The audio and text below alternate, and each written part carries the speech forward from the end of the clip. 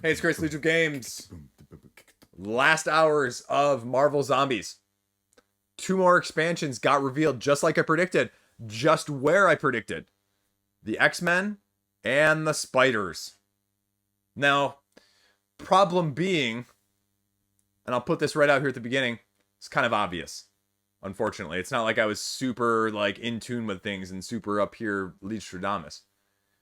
But it was kind of disappointing because there's been so much overlap with the content and the characters and the expansions, even on a little bit of a sense of, well, I mean, because they're, again, with Spin Master, I mean, the Sinister Six expansion, the Infinity Gauntlet with Thanos expansion,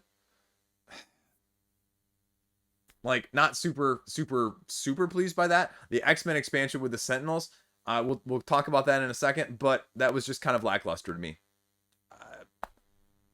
You get to play as a Sentinel, maybe? Let's talk about that. Let's go into the expansions. Which ones are right for you?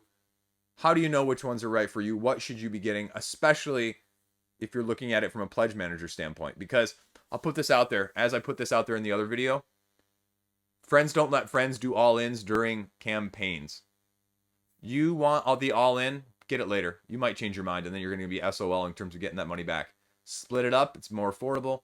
You know, I don't know. Unless you really want to pay it off all in one chunk, you know, it's not worth the credit card debt or the credit card bill. It's going to be, paid over a couple months. Put $130 on it now. Put $130 on it, when the first pledge manager opens up, and the pledge manager will be open for more than a month, and then put the other 130 or whatever you're going to spend on it in that third month. There you go.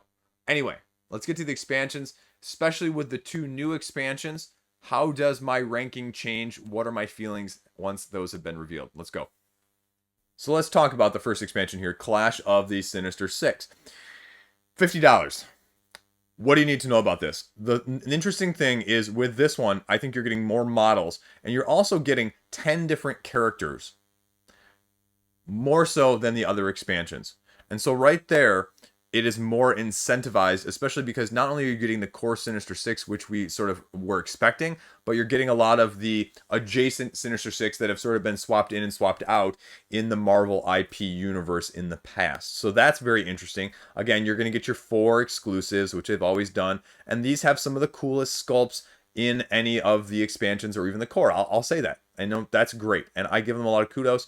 But also what I'll say with this is the fact that they have gone with such cool sculpts here just makes me look at some of the other sculpts in the core and in some of the other stretch goals and makes me go, well, why are some of the other ones so lackluster when you show me that you can do such cool ones here? Such dichotomy there just makes no sense to me whatsoever.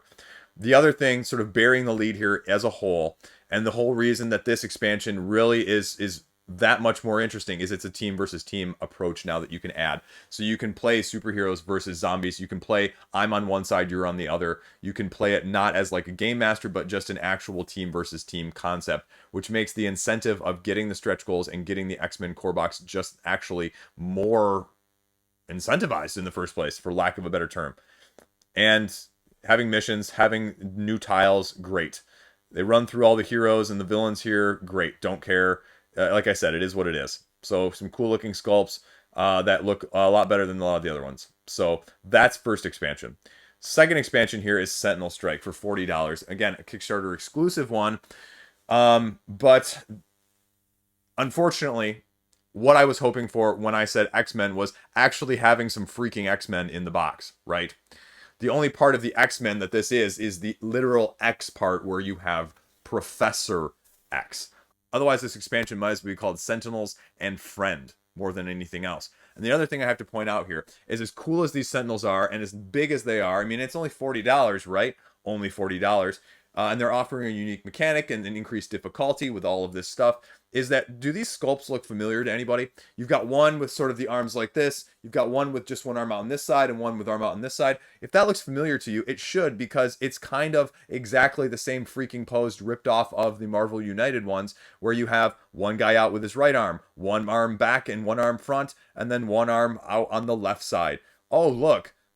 Except they're kind of chibi-ized here, and they're not chibi-ized here. They're elongated. Like, come on, Simon. That's ridiculous. That is ridiculous. I'm going to call you out on that, because that's You couldn't, again, with the complement on the other models, and now you're going to do this. There's only two poses that Sentinels can have, apparently. So one arm out or one arm out and one arm back. So again, I don't know how I feel about this. If you want to play as a Sentinel, you'll be able to do that too. But it's not super enticing for what could have been with the X-Men. So take that for what you will.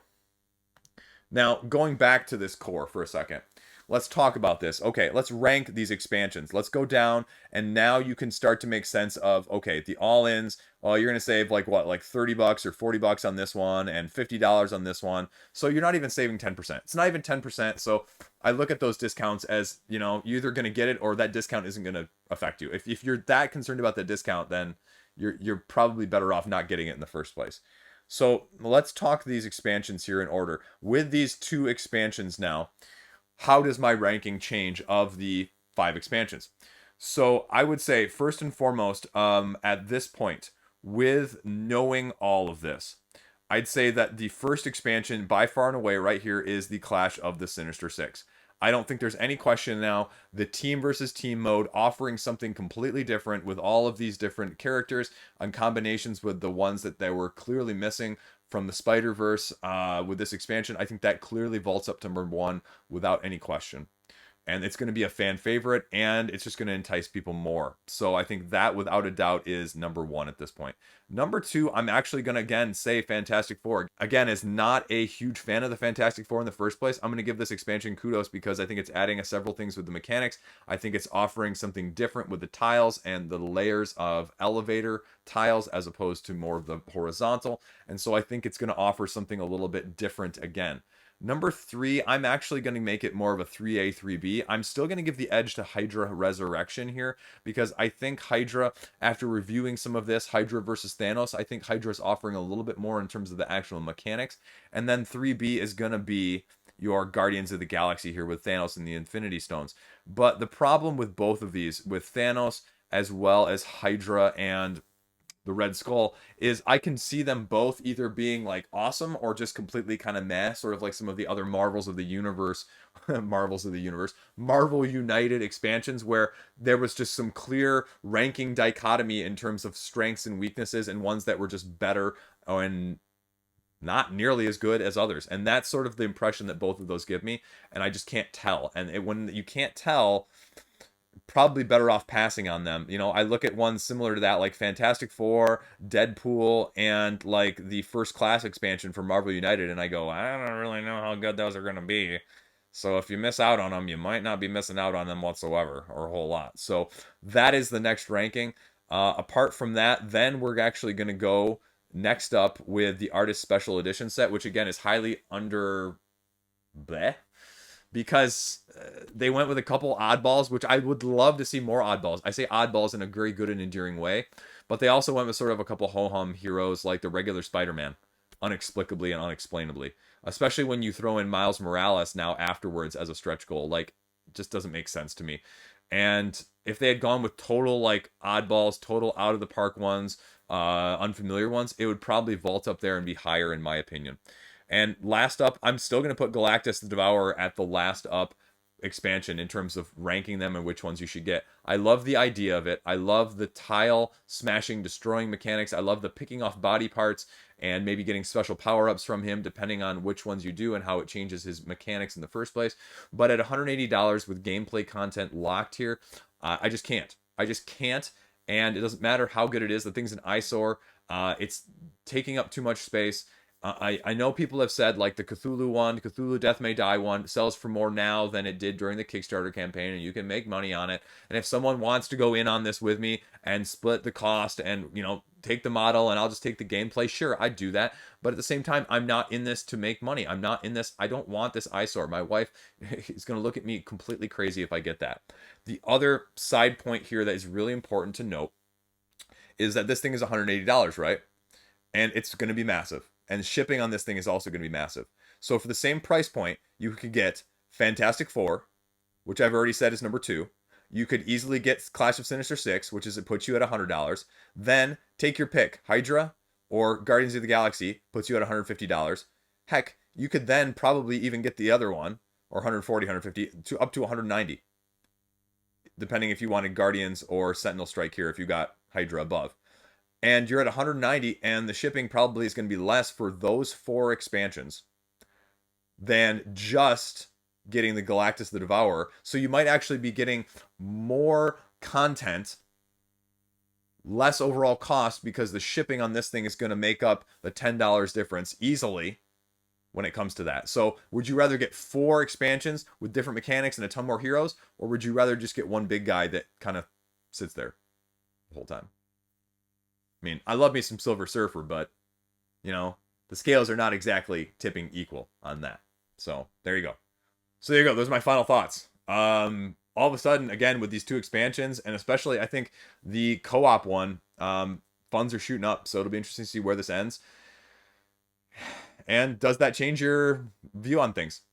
Seeing those last 2 expansions. Again, it always boggles my mind. Like, these 2 expansions, especially the Sinister Six one with the co-op mode, why wouldn't you put that out first? Why wouldn't you have that at the beginning of the campaign to get people really, really excited?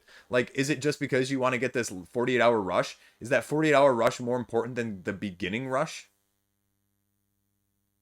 And again, why not more X-Men? You have all the X-Men licensed, we know, because Spin Master did them with Marvel United X-Men. Why not have a full X-Men expansion? Because the X-Men is probably the most lackluster part of this right now, especially when you're naming one of the freaking cores the X-Men Resistance whatever expansion. Or core. It's a core, not, you know what I mean. So, there you go. Final thoughts on this campaign so far. There you go. As always, thanks for watching. I talked about this way too much, but it's fun, and that's why I like doing these videos in the first place. So, there you go. Stay classy. Have a great day. See you around.